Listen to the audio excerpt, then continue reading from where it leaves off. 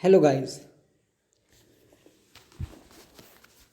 आज की इस वीडियो में हम लोग करने वाले हैं क्लास 11th का chapter number 3 motion in a straight line. तो बहुत ही अच्छे से एक्सप्लेन करने वाला हूँ मैं इस चैप्टर को। आप ध्यान से समझिएगा इस चैप्टर को। ओके, तो चलिए स्टार्ट करते हैं।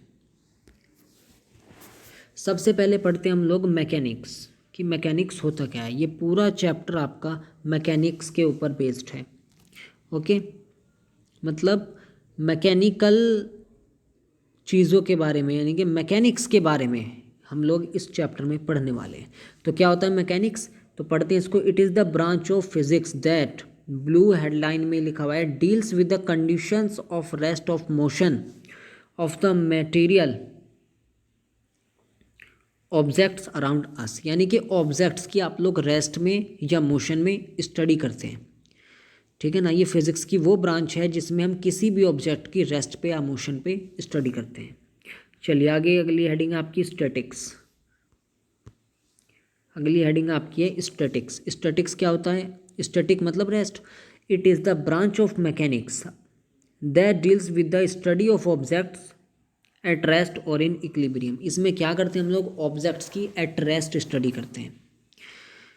आगे बात करते हैं हम लोग काइनेमेटिक्स की। It is the branch of mechanics that deals with the study of motion of objects without considering the cause of motion. इसमें आप लोग जो है ऑब्जेक्ट्स की मोशन में स्टडी करते हैं। ठीक है ना, without considering the cause of motion, motion के कारण को कंसिडर किए बगैर। ओके, आगे बात करते हैं हम लोग डायनामिक्स की। डायनामिक्स में क्या होता है? It is the branch of mechanics that deals, मतलब इसमें आप लोग जो है ऑब्जेक्ट्स की मोशन में स्टडी करते हैं जब आप उनके मोशन को कंसिडर करें। कुल मिला के इस तरह से समझिएगा, काइनेमेटिक्स जो होती है, काइनेमेटिक्स में आप लोग ऑब्जेक्ट्स की मोशन में स्टडी करते हैं जब आप फोर्स अप्लाई न करें, एक्सटर्नल फोर्स ना लगे। लेकिन डायनामिक्स में क्या होता है? जब आप एक्सटर्नल फोर्स अप्लाइड करें, ठीक है ना, एक्सटर्नल फोर्स आपका अप्लाई हो, ऑब्जेक्ट की मोशन में स्टडी करना जब आप वहाँ पर एक्सटर्नल फोर्स, एक्सटर्नल एफर्ट लगाएं। ओके, वो आपका डायनामिक्स होता है। आगे बात आ जाती है रेस्ट की। अगर कोई भी ऑब्जेक्ट अपनी पोजीशन को चेंज नहीं कर रहा है, वो स्टैटिक है, तो उसको बोलेंगे एट रेस्ट, कि ऑब्जेक्ट आपका एट रेस्ट है। मोशन क्या होता है? मोशन होता है किसी भी ऑब्जेक्ट की पोजीशन में चेंज आना। ठीक है ना, an object is in motion if it changes its position with respect to surroundings with passage of time. Okay, बात कर लेते हैं पॉइंट ऑब्जेक्ट की। If the position of an object changes by distance much greater than its own size in a reasonable duration of time, then the object may be regarded as a point object. देखिए, किसी भी object की position change हो रही है, लेकिन उनकी दो ऑब्जेक्ट्स की जो डिस्टेंस है, हमने ये दो ऑब्जेक्ट ले लिए, ठीक है ना, इन दोनों ऑब्जेक्ट की डिस्टेंस मैंने कितनी ले ली? डी। इन दोनों ऑब्जेक्ट्स की डिस्टेंस मैंने डी ले ली। तो इनका जो साइज है,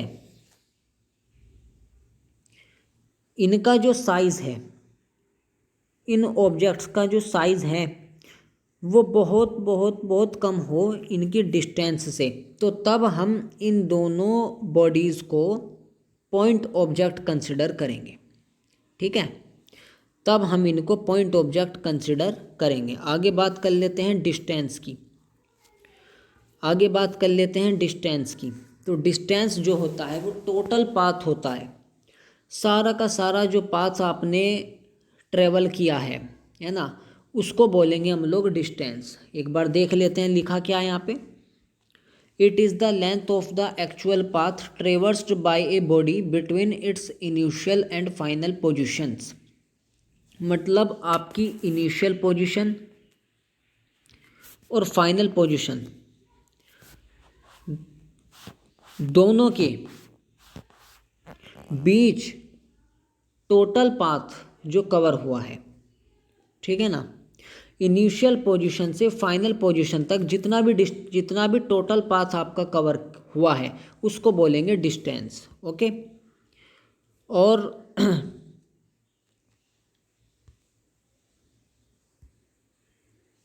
इसको मैं बड़ा कर लेता हूँ थोड़ा, ये छोड़ो बड़ा नहीं करते, ऐसे ही चलेगा, ठीक है। तो ये हो जाएगा आपका डिस्टेंस। अब बात कर लेते हैं, it is always positive, it is always positive और ज़ीरो, ये हमेशा या तो पॉजिटिव होगा या जीरो होगा। अब बच्चों बताओ, ये पॉजिटिव या जीरो होगा, तो मुझे ये बताओ ये कौन सी क्वांटिटी होगी। डिस्टेंस हमेशा पॉजिटिव होगा या ज़ीरो होगा, मतलब ये कौन सी क्वांटिटी हो जाएगी आपकी, स्केलर क्वांटिटी। स्केलर क्वांटिटी क्यों होगी, क्योंकि इसमें केवल और केवल आपको मैग्नीट्यूड की आवश्यकता होगी, ओनली मैग्नीट्यूड, ठीक है। जब आपको केवल मैग्नीट्यूड की आवश्यकता हो तो उस तरह की कंडीशन में वो क्वांटिटी या तो पॉजिटिव होगी या जीरो होगी, ठीक है ना, क्योंकि वहाँ पे डायरेक्शन का कोई चक्कर नहीं है। चलिए अब बात कर लेते हैं, इट्स यूनिट इज़ मीटर, मतलब इसको इट्स ऐसा यूनिट इज़ मीटर, मतलब आप इसको मीटर में मेजर करेंगे डिस्टेंस को। अगला टर्म आ जाता है आपका displacement,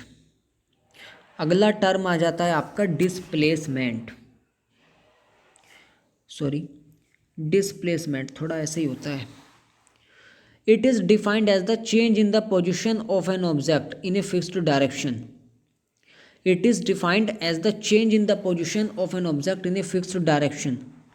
It is given by the vector drawn from the initial position to the final position of the object. ठीक है, डिस्प्लेसमेंट क्या होता है, बेसिकली चेंज इन पोजिशन, मतलब x2 माइनस x1, ठीक है ना, ये आपकी पहली पोजीशन और ये आपकी दूसरी पोजीशन, दो पोजीशंस के बीच में जो चेंज आया, ठीक है ना, तो चेंज को शो कर देंगे हम डेल्टा से, तो ये हो जाएगा डेल्टा एक्स, यानी कि चेंज इन पोजीशन, ठीक है ना। तो डिस्प्लेसमेंट क्या है आपका, चेंज इन पोजीशन, ठीक है ना। या दूसरी डेफिनेशन आप ये कह सकते हैं कि shortest distance covered by an object, किसी भी ऑब्जेक्ट द्वारा छोटे से छोटा रास्ता जो तय किया गया है किसी पार्टिकुलर डायरेक्शन में, ठीक है ना, उसको बोलेंगे आप लोग डिस्प्लेसमेंट। जैसे कि मान लो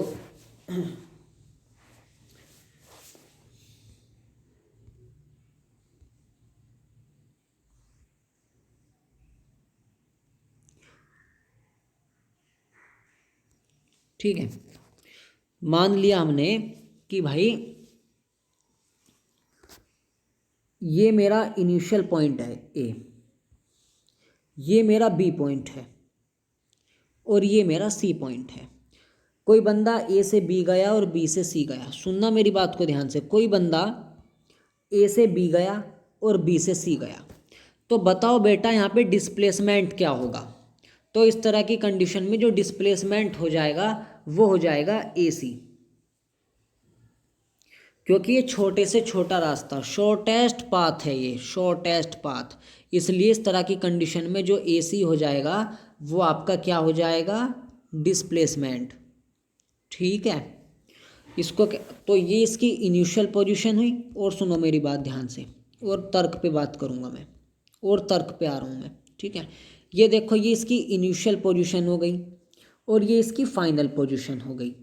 तो इनिशियल पोजीशन और फाइनल पोजीशन के बीच में जो चेंज आया, उस चेंज को आप लोग डिस्प्लेसमेंट कंसिडर करोगे, ठीक है। उस चेंज को आप लोग डिस्टेंस कंसिडर करोगे, ठीक है ना।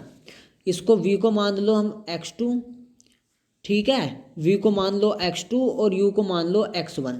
तो x2 माइनस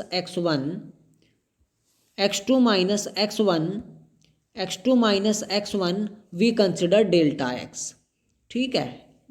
तो ये होता है डिस्प्लेसमेंट, ठीक है जी। चलो, it is a vector quantity, ठीक है, क्योंकि ये वेक्टर क्वांटिटी है, क्योंकि यहाँ पे आपको एक तो मैग्नीट्यूड की आवश्यकता होगी और एक डायरेक्शन की आवश्यकता होगी, इसलिए आप इसको क्या लोगे, vector quantity. It can be positive, negative और ज़ीरो। देखो नेगेटिव, ये कह रहा है कि नेगेटिव भी ले सकते हैं, तो नेगेटिव यानी कि यहाँ पे डायरेक्शन का भी है ना। यहाँ पे डायरेक्शन नेगेटिव जो साइन शो कर रहा है, ये डायरेक्शन को शो कर रहा है, अपोजिट डायरेक्शन को शो कर रहा है। तो देखो जिसमें डायरेक्शन ऐड हो जाए, जिसमें नेगेटिव साइन आ जाए, वो क्या हो जाता है, वेक्टर क्वांटिटी हो जाती है, ठीक है। और इसकी भी ऐसा यूनिट डिस्टेंस की तरह है, मीटर, ठीक है ना। The magnitude of displacement is less than और equal to the actual distance travelled by the object in the time interval. ये शायद मैंने आपको बता दिया, okay.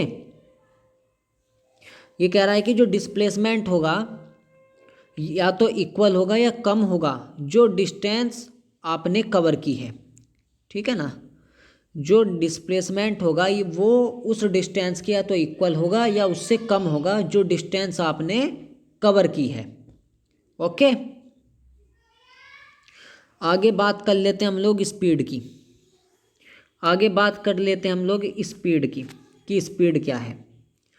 It is rate of change of position of a body in A direction. किसी particular direction में किसी भी बॉडी का चेंज होना, ठीक है ना, किसी भी डायरेक्शन में, पार्टिकुलर डायरेक्शन में नहीं, किसी भी डायरेक्शन में, ठीक है ना। The rate of change of position of a body in any direction. चलो इसको छोड़िए, आप इस तरह कवर कीजिए, आप इस तरह समझिए इसको। पार्टिकुलर डिस्टेंस, मान लीजिए यहाँ से मैं यहाँ गया, 2 मीटर गया मैं 3 सेकंड में, ठीक है ना। मैं यहाँ से यहाँ गया 3 मीटर, 2 मीटर सॉरी 3 सेकंड में। तो ये जो किया मैंने अभी 2 मीटर में मैं 3 सेकंड चला गया, सॉरी 2 मीटर चला गया मैं 3 सेकंड में, ओके। तो हम यहाँ पे इसको स्पीड बोलेंगे, ठीक है ना। तो स्पीड जो है बेसिकली जो डिस्टेंस आपने ट्रेवल किया है और उस डिस्टेंस को ट्रेवल करने में जितना भी टाइम लगा है वो स्पीड होगा, ठीक है ना। स्पीड एक स्केलर क्वांटिटी है, ठीक है ना। इसमें केवल आपको मैग्नीट्यूड की आवश्यकता होती है। इसकी ऐसा यूनिट मीटर पर सेकंड होती है और इसका डायमेंशनल फॉर्मूला m⁻0 l⁻1 और t⁻⁻1 होता है। चलिए अब आगे बात कर लेते हैं हम लोग एवरेज स्पीड की। तो एवरेज स्पीड क्या होता है? एवरेज स्पीड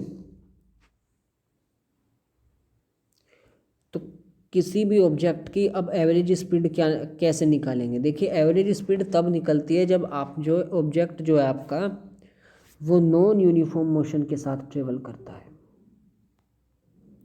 तो उस कंडीशन में एवरेज स्पीड निकलती है, ठीक है।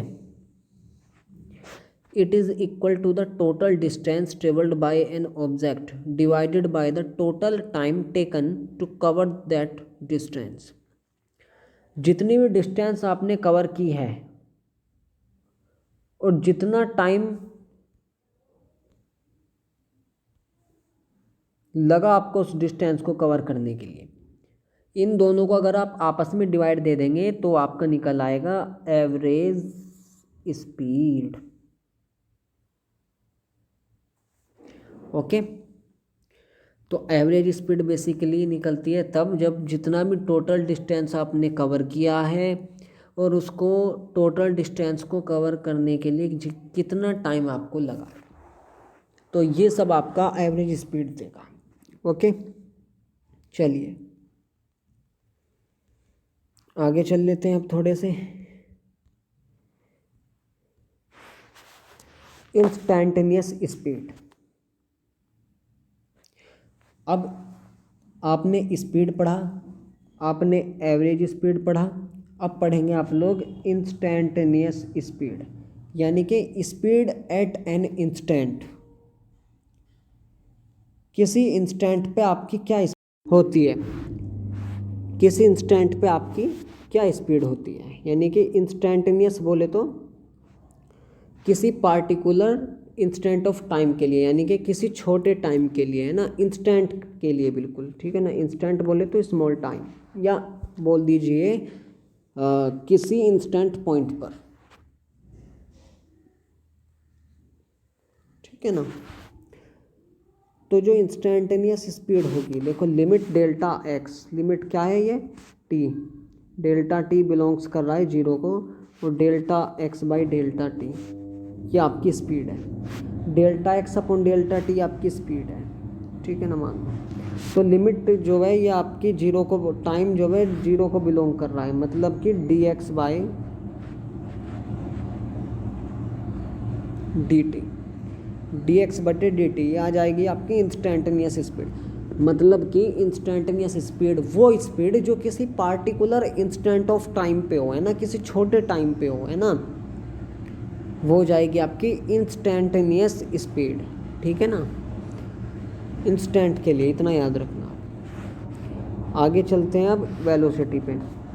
देखो वेलोसिटी क्या होती है, स्पीड बेसिकली होती है मोशन के रेट को मापना, कि मोशन आपका कितनी तेज़ी से हो रहा है ना। मैंने आपको स्पीड बता दिया था कि distance travelled upon time taken वो आपका स्पीड है, ठीक है ना। लेकिन जो वेलोसिटी है, वेलोसिटी भी एक तरीके की स्पीड है, वेलोसिटी भी एक तरीके की स्पीड है, लेकिन ये कब है, किसी पार्टिकुलर डायरेक्शन में है। आपकी नॉर्थ डायरेक्शन हो गई, साउथ हो गई, ईस्ट हो गई या वेस्ट हो गई, किसी पार्टिकुलर डायरेक्शन में आपकी क्या हो गई, स्पीड हो गई, वो आपकी वेलोसिटी है, वो आपकी वेलोसिटी है, ठीक है ना। वेलोसिटी में और स्पीड में क्या डिफरेंस है, देखिए स्पीड तो आपके मोशन के रेट को मापती है, ठीक है। जो वेलोसिटी है ये क्या करती है, ये भी एक तरीके की स्पीड है, लेकिन ये किसी पार्टिकुलर डायरेक्शन में है, ठीक है ना। तो ये याद रखना आप। आगे चलते हैं, तो आगे आ जाता है आपका यूनिफॉर्म वेलोसिटी। इसको कवर करेंगे हम लोग नेक्स्ट लेक्चर में। केवल आप इतना रिवाइज कीजिए, नोट्स के द्वारा करा रहा हूँ, बहुत इजी से समझा रहा हूँ। एनसीईआरटी पढ़ोगे टाइम लग जाएगा, सारा कॉन्सेप्ट इसी में जो एनसीईआरटी बता रही है ना आपकी, एनसीईआरटी में थोड़ा डीपली दिया गया है, लेकिन मैंने जो मेन पॉइंट्स है वो सब यहाँ पे कवर कर रखे हैं। केवल आपका ये 3 या 4 लेक्चर में आपकी वीडियो ख़त्म हो जाएगी। फिर इसका 1 शॉट ले लेंगे हम लोग, motion in a straight line का। तो इसका इतने आप रिवीजन लीजिए, और यूनिफॉर्म वेलोसिटी नेक्स्ट लेक्चर में आएगी। ओके, थोड़ा सा ये चैप्टर रह गया है बस, इसको कवर करेंगे हम लोग नेक्स्ट वीडियो में। Okay, thank you, bye bye.